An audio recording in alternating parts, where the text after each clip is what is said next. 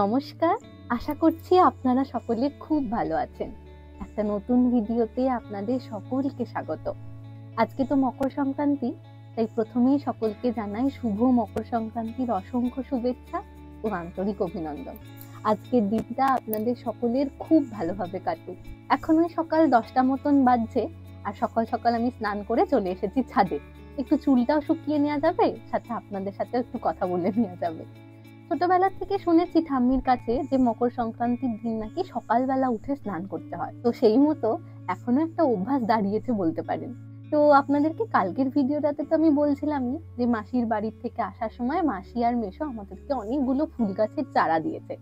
আসলে মেশোর একটা হবি বলতে পারেন, রিটায়ার লাইফে বাড়ির সামনে একটু বাগানটাতে ওই নানান ধরনের ফুল গাছ, তার সাথে নানান ধরনের ফল, বিভিন্ন ধরনের চাষবাস উনি করে থাকেন।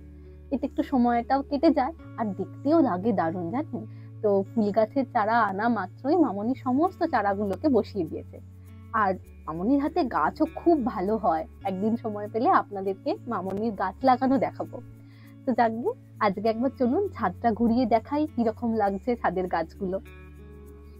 এটা হচ্ছে একটা লঙ্কা গাছ, এটাও মাসির বাড়ির থেকে নিয়ে আসা হয়েছে।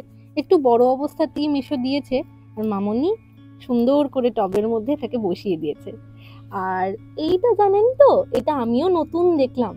মামনি চিনতো, মেশো এটা এক ধরনের বিদেশি ধনিয়া পাতার গাছ বলে। এটা যদি একটুখানি পাতা আপনি টুকরো করে আর কি গন্ধটা শোকেন, তাহলে যেরকম ধনে পাতার গন্ধ হয় এক্স্যাক্ট ওরকম। একটুখানি ছোট চারা দিয়েছিল মেশো, এনে লাগিয়ে দেওয়া হয়েছে, দেখা যাক হয় নাকি। চলুন ছাদের বাকি গাছগুলো একটু রোদ খেয়ে নিক, ততক্ষণ আমরা নিচে যাই। তারপর দুপুরবেলার থেকে আমি আর মামনি দুজনে মিলে তৈরি করব মকর সংক্রান্তির প্রধান জিনিস পিঠে। এক বাটি মুগের ডাল। আচ্ছা, শুকনো খোলা ভেজে নাও। আচ্ছা,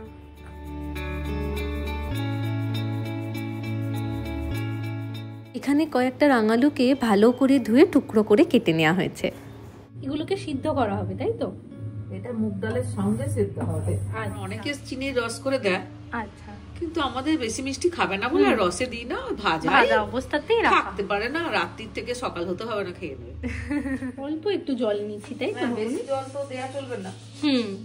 ওই যে বাটিটায় ডাল দিলাম, হ্যাঁ, ওই বাটির আমি 1.5 বাটি মতো জল দিয়েছি। আচ্ছা, একটু মাখো মাখো থেকে শুকনো শুকনো করতে হবে, কম জল। এবারে কুকারটায় ওই রাঙালুগুলো, ডালটা যেটা ভাজা হয়েছিল সেটাকে ভালো করে ধুয়ে নিয়ে সেটা দেওয়া হয়েছে। আর দেওয়া হয়েছে একটু লঙ্কার গুঁড়ো, একটু হলুদ, আর দেওয়া হবে আদা বাটা, আর একটা কাঁচা লঙ্কা দেওয়া হয়েছে। দিয়ে এটাকে ভালো করে প্রেসারে সিদ্ধ করে নেওয়া হবে।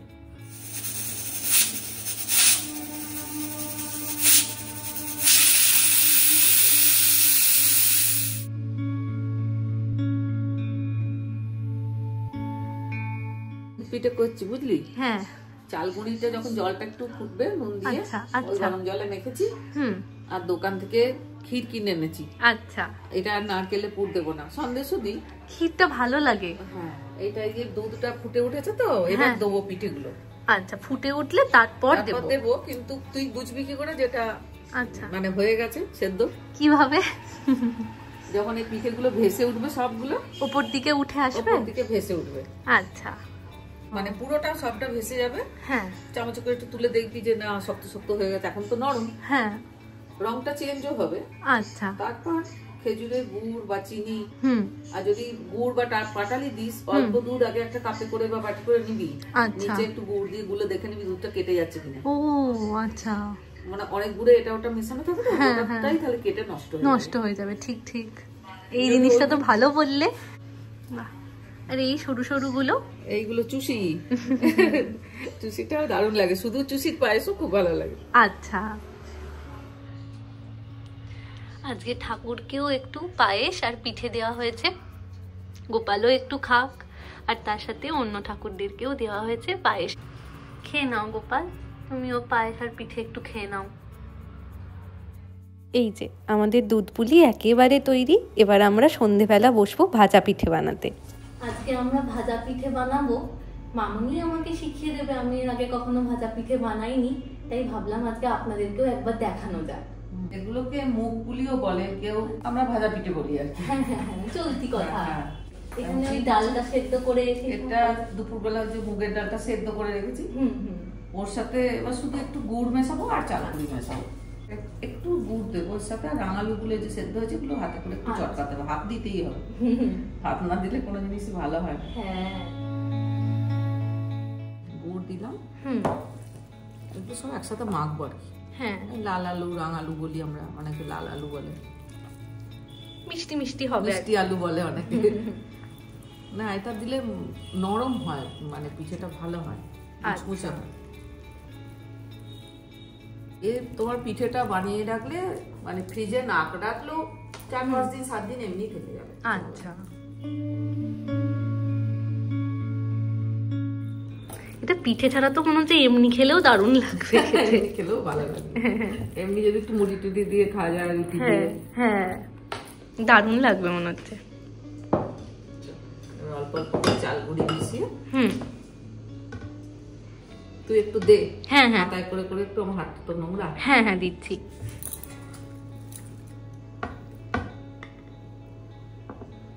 দে 2 হাতা মতো দে, এখন ঢাল, ব্যাস মাখি, তারপর আবার লাগবে।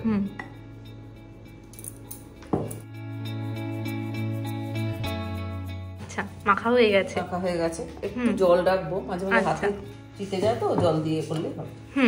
আর এখানে 2 রকম পুর আছে, এটা আখের গুড় দিয়ে নারকেলটা পুর করা আছে, আচ্ছা, এটা খেজুরের গুড় দিয়ে করা আছে। ও, ওই জন্য 2 রকমের কালার, কালচে হয়েছে, এটা লালচে হয়েছে। তোমার যেটা ইচ্ছা সেটা দিয়ে করা যায়। চলো করে ফেলি এবার, তৈরি করে নিই আমরা তাড়াতাড়ি। এই গোল গোল পাকাতে হবে, তারপর বাটির মতো করে নে, একটা গোল নে, একটু পুর দাও ভেতরে, দিয়ে আবার মুখটা মুড়ে দিতে হবে। যেমন করে পিঠে মুড়ে সেরকম করে, একই পিঠের মতো করে একটু চ্যাপটা করে দিতে হয় এটা, যাতে বেরিয়ে না যায় আর কি। ফাটা টাটা থাকলে তেলটা ছেড়ে যায় দিলে অনেক সময়। কত তাড়াতাড়ি করে ফেললে, আমার তো গোলটা করতেই সময় লেগে যাবে। ঠিক আছে, করতে করতেই হবে। যদি কোনো জায়গায় একটু মনে হচ্ছে ফেটে গেছে, আঙুলে করে একটু সাইড থেকে এনে একটু মেকআপ দিয়ে দিবি আর কি।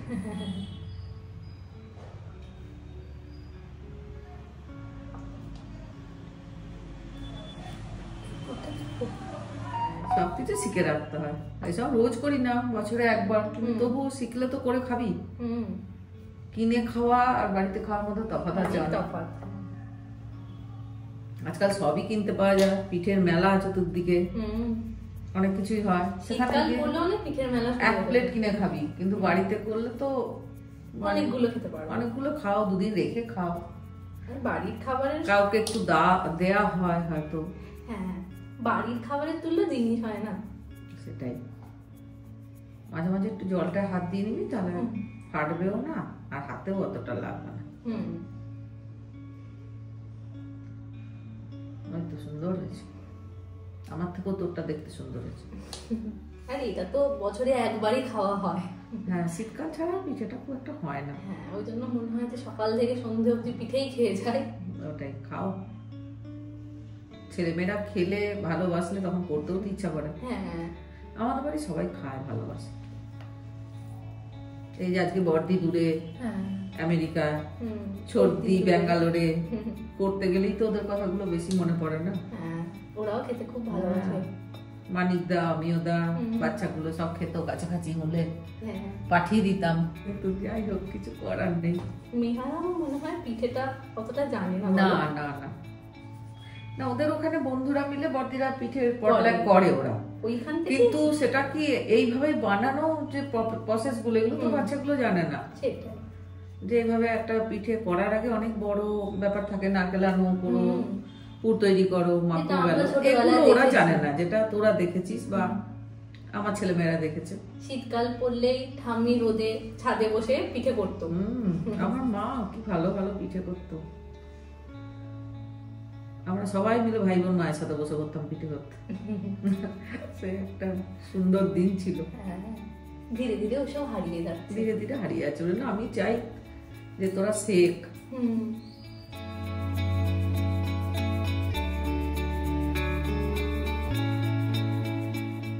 সব ভাজা পিঠেগুলো তৈরি করা হয়ে গিয়েছে, এবার শুধু এগুলোকে ভেজে নেব। এবার একটা ফ্রাইং প্যানে একটু রাইস ব্র্যান অয়েলকে ভালো করে গরম করতে বসিয়ে দেওয়া হয়েছে।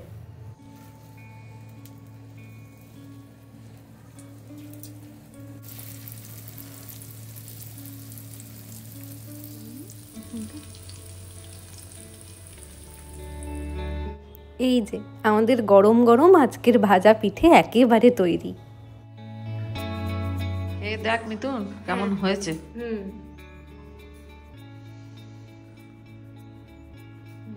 দারুণ হয়েছে। ভালো হয়েছে।